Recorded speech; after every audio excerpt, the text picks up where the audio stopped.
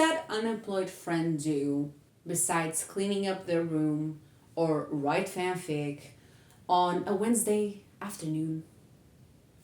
They pick up their pen holder and pretend it's a microphone and start their own little podcast about their hyperfixations. Except this is not a podcast, this is just a video of me rambling about my hyperfixations. I hope I dressed up gay enough for this because we're going to talk about Sailor Moon gay characters. Literally the whole cast. Everyone is gay. I think the second closest thing I could get to a gay outfit would be to wear my Be Gay Do Crime t-shirt.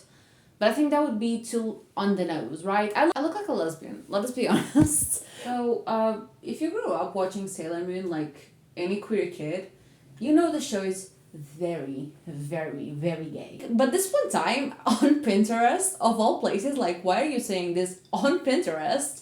I saw someone saying, oh, this was before Sailor Moon went woke. And I'm like,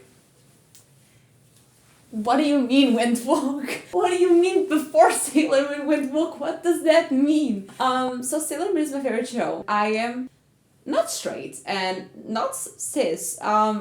Not neurotypical, obviously. Check all those little stereotypical boxes just with my appearance. That's fine.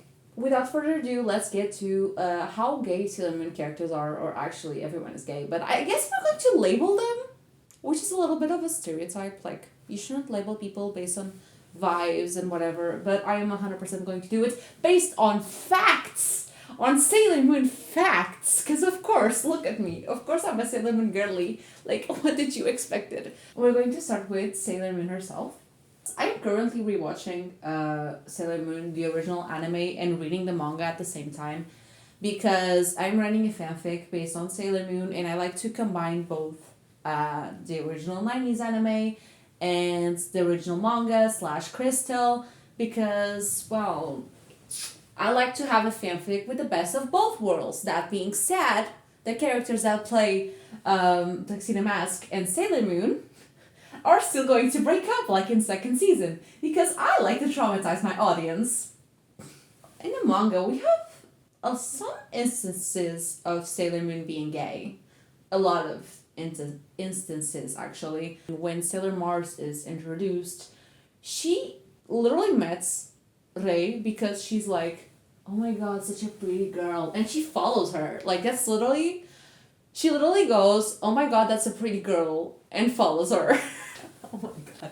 I cannot make this shit up. And then in the manga, in the original 90s, there's this scene where Rei's grandpa, we're going to go at him later, okay? We're going to talk about him. Where Rei's grandpa talks to Usagi and he's like trying to convince her to be a Miko, and then she sees Rei and she's like, oh my god, she's so pretty, I want to be a Miko. I cannot make this shit up. What do you want about? Why do you have a crush on her? Like, you have a crush on Rei. And honestly, that's a good ship. That's a good ship. I will say that. That's a good ship. Also, there's this cover art, this official art of Sailor Moon and Sailor Venus where they're grabbing each other's thighs and body and whatever, and I'm like,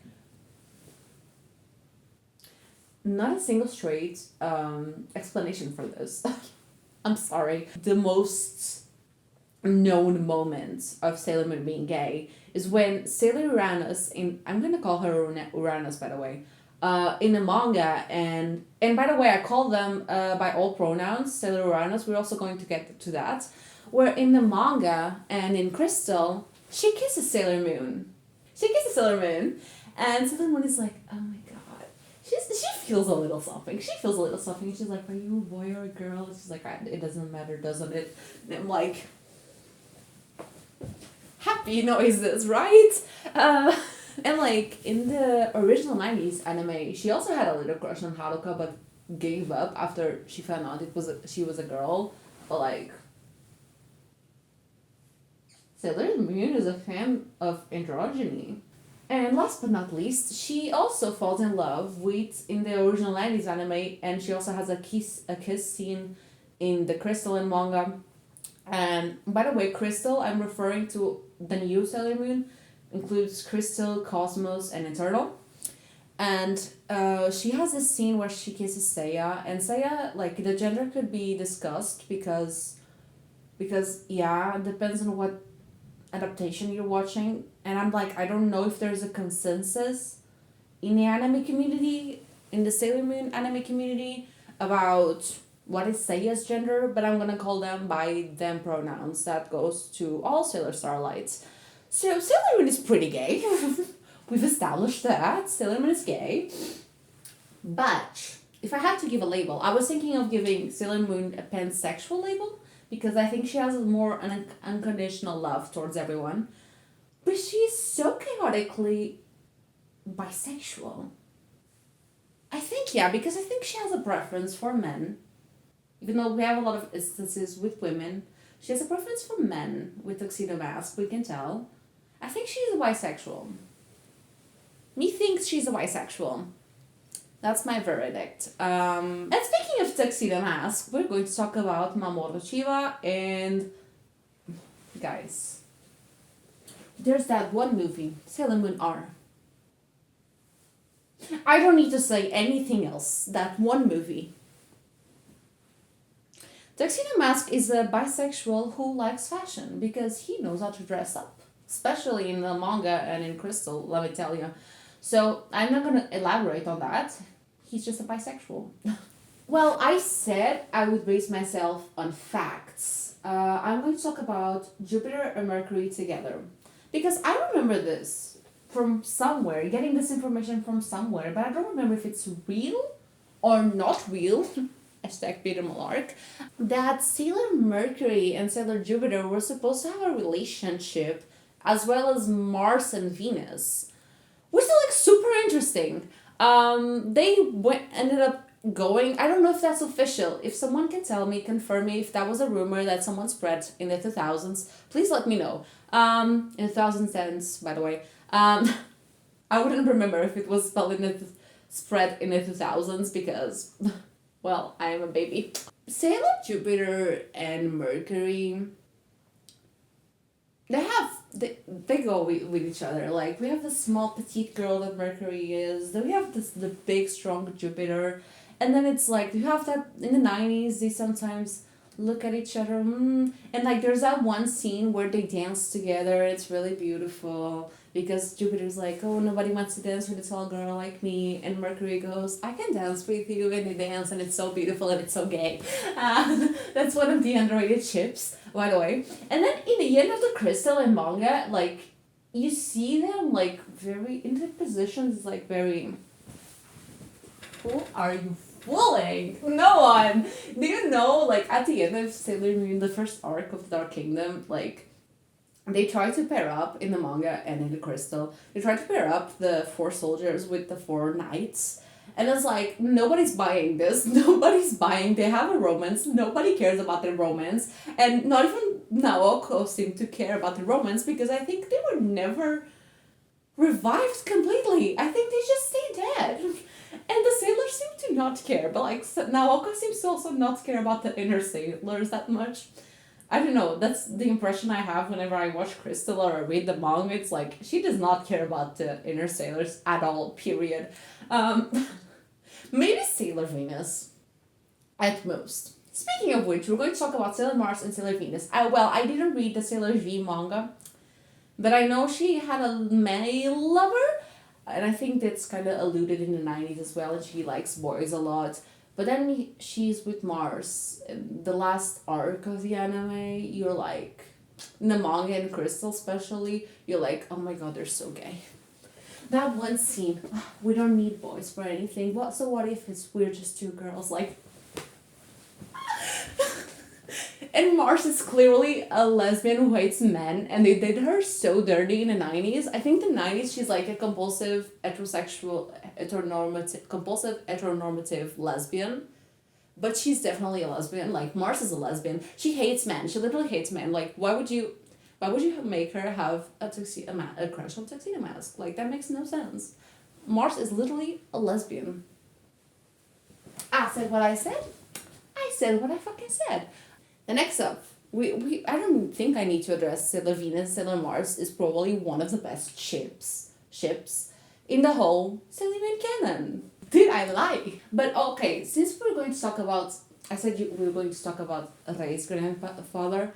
Um, he in the 90s, Ray mentions that he hits up on everyone. I didn't remember that. I only know that because I watched the episode where she shows up for the first time the other day, and she mentions how he hits up everyone, like despite of gender.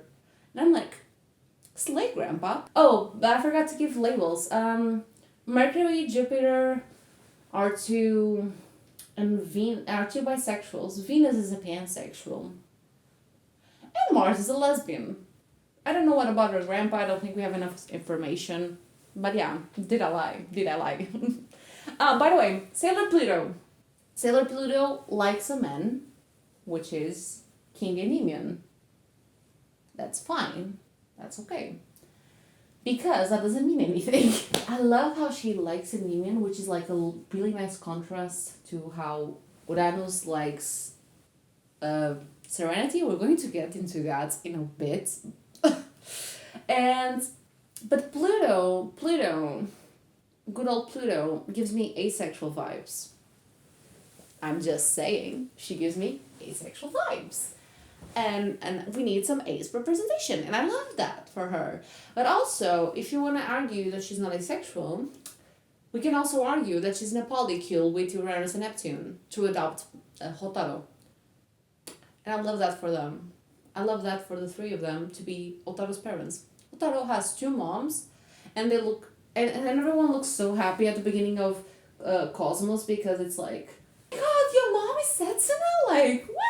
And everyone like super happy, and I'm like, I get so excited. We're going to talk about Neptune now. Neptune is a lesbian. Neptune is a lesbian. I don't know what Pluto's labels are, but Neptune is a lesbian. Neptune is a lesbian. Neptune is a lesbian. Did I lie? Did I lie? Did I lie? No, I didn't. No, I didn't. That's literally all I have to say. Neptune is in a relationship with Uranus. Like, obviously, she's a lesbian. And we love that for her. So, Uranus, it's the one I want to talk about. Haruka. He's a lesbian. Period. I said what I said. He's a lesbian, period. And he is non-binary, gender fluid. Goes by any pronouns. That's my headcanon, and that's because I'm non-binary, gender fluid, but I don't go by all pronouns. But he goes by all pronouns. Because he literally says, does it matter if I'm a boy or a girl? And he's called he multiple times, and he calls himself he multiple times. And nobody gives a damn. Nobody gives a damn. Like, Sailor Moon is so gay, but I specifically want to talk about her relationship with Sailor Moon. Because her relationship with Neptune is often over, like, people like to talk a lot about it because the cousins.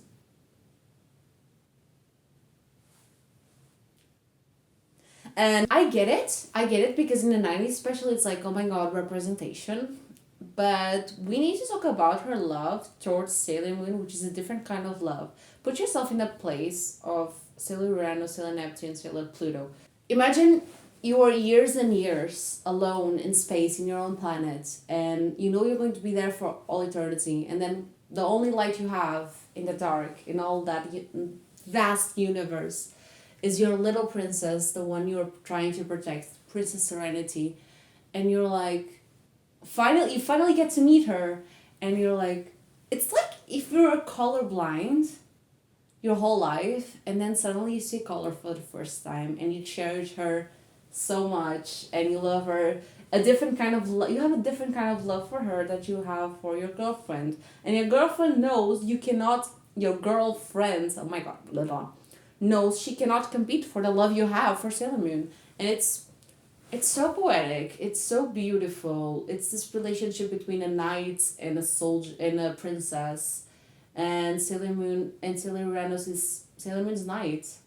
It's the one that will love her unconditionally, regardless of who she's married to or who she's dating, regardless of who either of them are with. They just love each other so much. Especially Uranus will love unconditionally forever, and she will do anything to have her princess be happy. Even kill Hotaru. Let's talk about Hotaru, I thought for years she was an Aroe's character. I'm like, yes, Aroe's character. We need Aroe's character in media. Then I watched Sailor Moon Cosmos and I was like, I see what people mean when they say Chibiusa and Hotaru are gay for each other.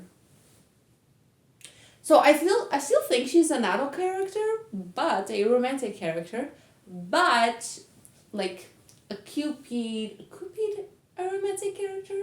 Like, I don't know if that makes sense. Like, I don't know how to explain aromanticism that well, but basically they have a little bit of romantic attraction, but not the same normal way. They have a little bit. They have almost none attraction, but they have a little bit. I think it's a Cupid romantic. I'm not quite sure actually, and I think that's where Saturn would fit really well, but she's still other ways. So, yeah. And last but not least, Chibiusa. Chibiusa is a pansexual queen.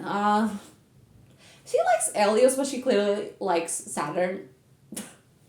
Period. Or she could be bisexual like her parents. Actually, she would be bisexual. She would be bisexual. Venus is a pansexual queen because she's Sailor Venus. She's literally the Sailor of love, like what you expected. And also I could see the inner stage she also being a polycule.